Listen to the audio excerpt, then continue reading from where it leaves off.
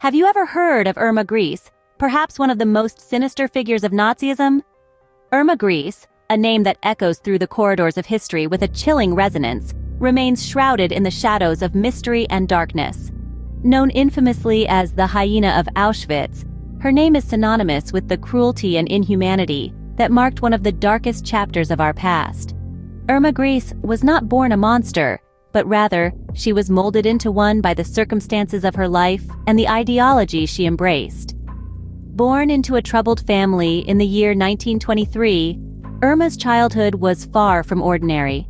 Her early life, filled with strife and hardship, set the stage for a story that would unfold with horrifying intensity. This is the tale of Irma Grese, a woman who ascended the ranks of the Schutzstaffel, or SS, and became a figure of terror and dread.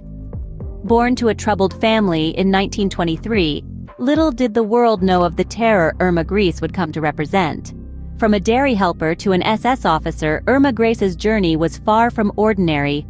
This journey, marked by the darkest chapters of human history, began with her entrance into the Schutzstaffel, or SS, the major paramilitary organization under Adolf Hitler and the Nazi Party. Irma Grese, a young woman barely out of her teens, ascended the ranks with alarming speed, her rise fueled by an insatiable thirst for power and a cruel delight in the suffering of others. Her brutal nature became quickly apparent, as she commanded fear and obedience from the prisoners under her watch. Stories of her wicked nature circulated like whispers of a ghost, painting a chilling picture of a woman who reveled in the terror she instilled.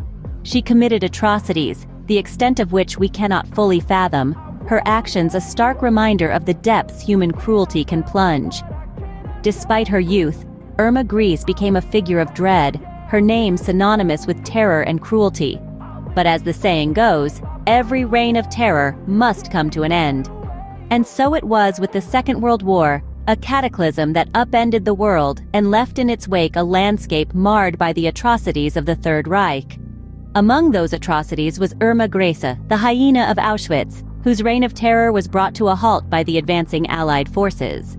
The year was 1945, and the world was beginning to emerge from the shadows of war. Grese, along with other high-ranking officials, was captured and placed on trial for crimes against humanity.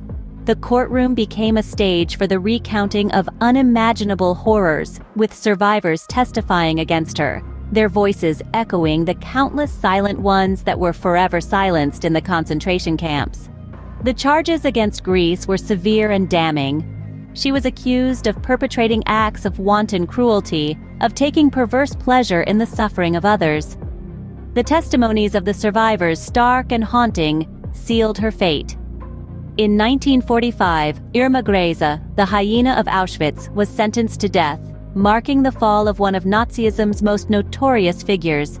Irma Grese's life serves as a stark reminder of the depths humanity can sink to. Her story, fraught with the horrors of the Holocaust, underscores the very essence of what we ought to avoid as a civilization. It's not about glorifying a figure like Grese, but about understanding and remembering history so we can prevent such atrocities from repeating themselves. Irma Grese, the youngest woman to be executed under British law in the 20th century, is a testament to the fact that evil can be found in the most unlikely of places and people. Her life and actions serve to remind us that the capacity for cruelty lies dormant within each of us, waiting to be awakened by the wrong circumstances, by manipulation, or by the lure of power. It is easy to dismiss Irma as a monster, an outlier of humanity, but doing so absolves us of the responsibility to confront the difficult truth that, given the right conditions, ordinary people can commit extraordinary acts of evil. The allure of power, the manipulation of ideologies, and the dehumanization of others can make us lose our moral compass. The lessons from Irma Grese's life are not just about the past, they are about the present and the future as well. They are lessons about the power of choice. Each of us every day have choices to make about how we treat others, about standing up to hatred and bigotry, about refusing to be a bystander in the face of injustice.